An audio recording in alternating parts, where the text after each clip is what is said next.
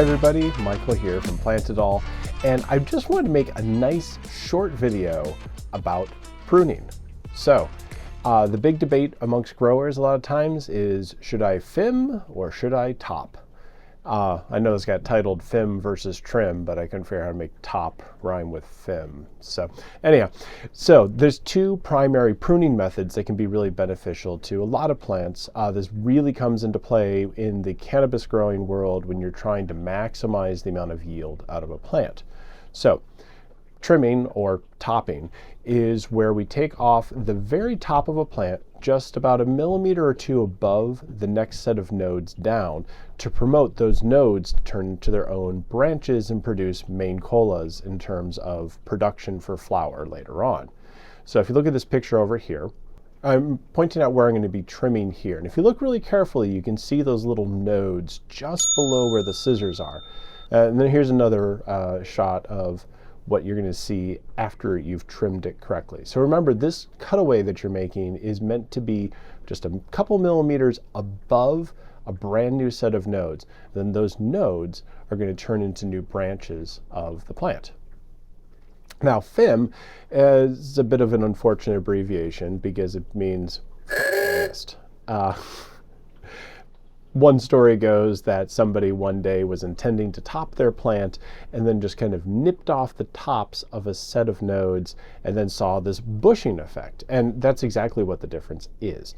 Instead of creating 2 new branches that will become more dominant colas and produce large flowers, what we're really trying to do here is get the entire plant to bush, to become wider in general. This can produce more stout and therefore stronger branches, because eventually these are going to be top-heavy plants. And also, too, there's a little bit of debate about whether or not it helps you produce stronger flowers in general. So, if you take a look at this image here, you can see I'm pointing out with the scissors right where I'm going to be trimming, and then this next one, you can see it trimmed off. It basically got a buzz cut of sorts. So I went ahead and tried both methods side by side, and I've got a little time-lapse video of the growth.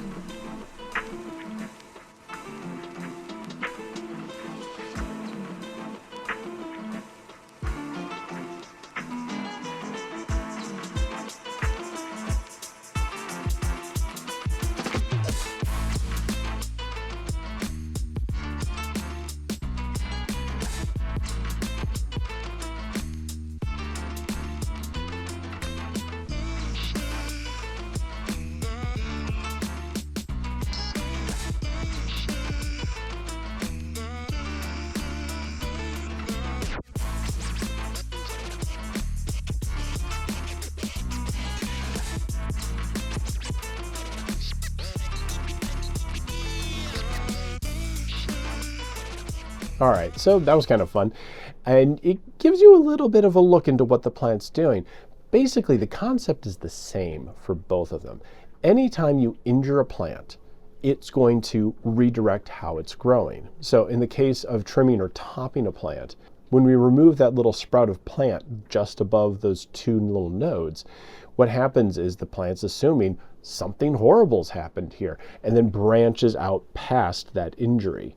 When it comes to topping, we've interrupted the growth at that one point, but we haven't stopped it by removing that entire site. So what happens is the nodes below the injury bush out, they get stronger and wider, but that branch that we injured by snipping off the tops of the leaves continues to grow, and it too gets stouter and hopefully stronger. Which one's better? It's really debatable. If you go online and hunt around through different growing groups, whether it's for cannabis or whether it's for other garden or flowering varieties of plants, there's a very split decision across it. What I would encourage is try both. I have a tendency to top. When I'm topping my plants, I get those branches. It does appear to make more flowers, but I'd be hard pressed to feel definitive about it. The one thing that's really nice about topping is it's very easy.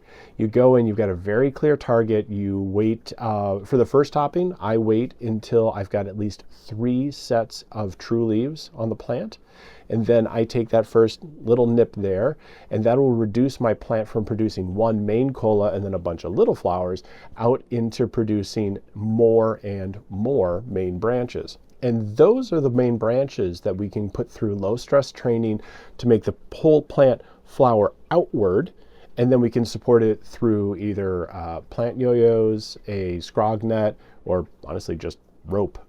All of those work really well, and that can help you take a single plant that's going to grow more in like a Christmas tree kind of conifer fashion to something a little bit more like a low-lying bush and can fill out a tent.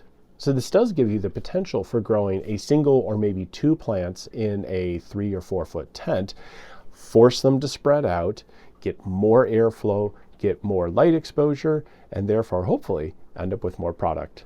Well, I hope you found this helpful. Experiment, leave your comments and questions down below. I love getting to interact with folks.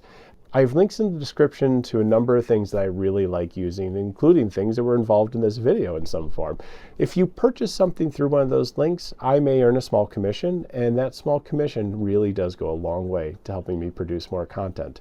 So go ahead, like, subscribe, hit the bell icon down below, so every time I post a video, you get a little alert. And at the time being, stay safe, have fun, and plant it all.